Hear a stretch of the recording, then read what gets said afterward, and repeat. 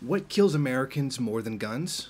The opioid crisis has. Upwards of 50,000 Americans died last year as a result of opioid overdose, and that's more than the number of people who were killed by guns. Now, this has largely to do with the heroin epidemic and the proliferation of prescription painkillers such as fentanyl.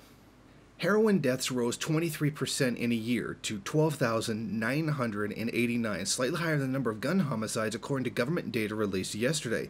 The total number of gun deaths, which included suicides and accidents, rose 7% to 36,252.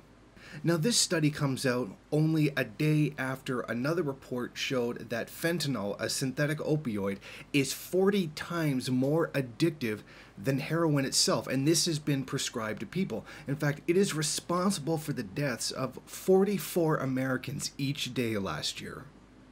Statista.com compiled a table comparing drug deaths state by state and showed that West Virginia was the drug death capital of America with 32.4 per 100,000 people, almost 3 times the national average. Another Appalachian state, Kentucky, was third on the list.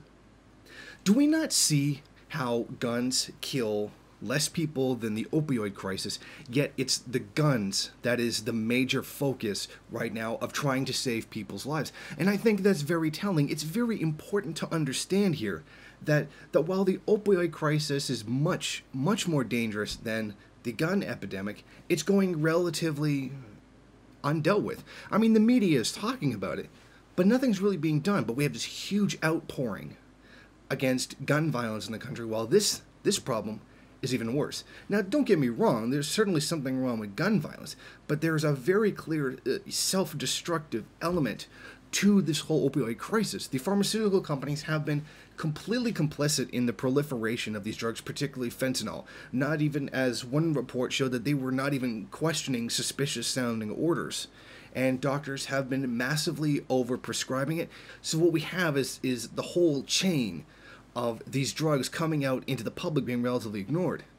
But we do understand, of course, that the pharmaceutical industry wields far more power than the arms manufacturing industry, at least as it pertains to specifically guns that are meant for civilian hands. I mean, if you're talking about defense contractors, that's a different story.